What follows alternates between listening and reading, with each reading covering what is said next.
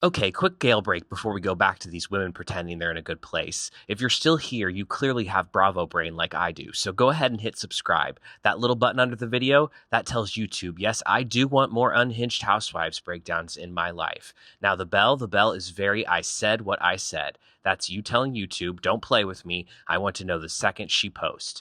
Tap it so you're not the last one at the party asking, now how did I get in it when everyone's already in the comments? 6 years ago, New York turned a charity fundraiser into an open mic night for narcissists and gave us one of Bravo's cringiest moments. Sorry, Birdie. Her name is Bridie, by the way. I know it's Bridie. You called her Birdie. Okay. Let's get into it. We open with Luann getting ready for a performance at an insane asylum-themed Halloween party. Bethenny arrives as a super angel and clocks the obvious. This ravey Halloween gig is not exactly early sobriety best practices. She's worried, but she's not signing up to be Lou's full-time sober companion again. Dorinda arrives with John, and his eyes leave his body the second he sees Bethenny's costume. Nothing says this relationship is solid like your boyfriend short-circuiting at the sight of your friend's cleavage. Upstairs, Luann is in full diva delay. Bethenny and Dorinda are downstairs aging in real time. At this point, Bethenny's babysitter might file a missing persons report. As time drags on, Bethenny is forced to leave to relieve her babysitter. Luann takes the stage and the crowd chants as she does some light floor work. It's fascinating. The energy definitely increases when Luann comes out to sing her 2 songs. When Lou asks if Bethenny's there, she learns Bethenny left before she went on. What, is Bethenny going to go home and watch her daughter sleep? Because it's Halloween, it's 11 o'clock at night. I mean, isn't the kid sleeping? Tinsley's at home, licking her clown makeup wounds with Dale. I figure that if you're gonna lose it and be so hysterical and emotional, you might as well do it looking like a clown. Tinsley wants the full package and isn't willing to let it go. Ramona is hosting a fundraiser for New York Loves Kids, founded by Bridie Farrell. I'm an influencer. I have a lot of friends who support me and will support any cause I believe in. Altruism with a side of brand building. Ramona mangles Bridie's name like she's allergic to syllables. Get her name right, Ramina. Okay, Ramina?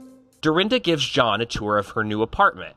John jokes about starting a family, and Dorinda shuts it down like a doorman at capacity. Past a certain age, people should not be allowed to be married. It's for the young. They have tolerance, they have dreams, they want babies.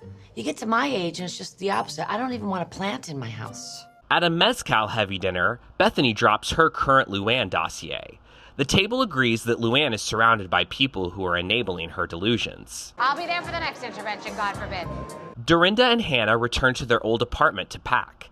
Hannah says she hates it. The place is emotional quicksand with parquet floors. Dorinda reframes it as a shelter during their worst period. They hug and say goodbye to the apartment like they're bidding adieu to a scene-stealing side character. It's the night of the New York Loves Kids event. Ramona is buzzing around like she personally invented philanthropy. Bethenny's in a car committed to 2 events and realizing she can only make one. She chooses the one without Ramona.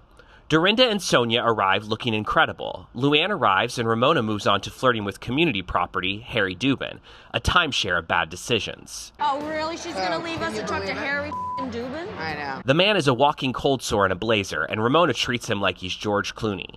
Ramona comes back, and they call out her pattern, but she doesn't care. There's only 24 hours in a day, and I really want to meet a nice guy. So how am I going to meet them if I'm hanging out with them? It's not going to happen. As if that weren't enough, Ramona uses the night to announce her Scarpetta birthday party that Dorinda and Sonja are not invited to.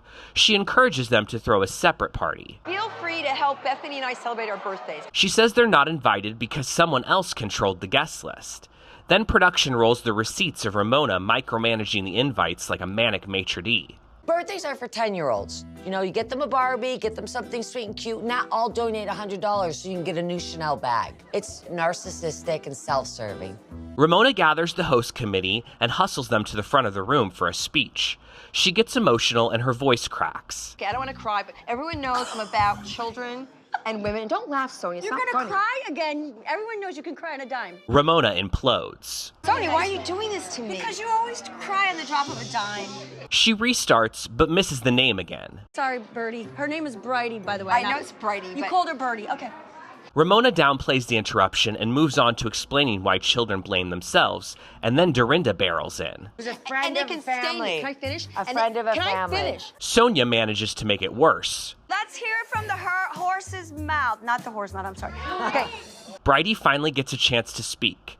She says she told her story for the first time 5.5 years ago, that the man admitted it and the law still protected him. But the predator is still out there. Law and Order Pinot Unit. It's everyone's worst instinct on display at once.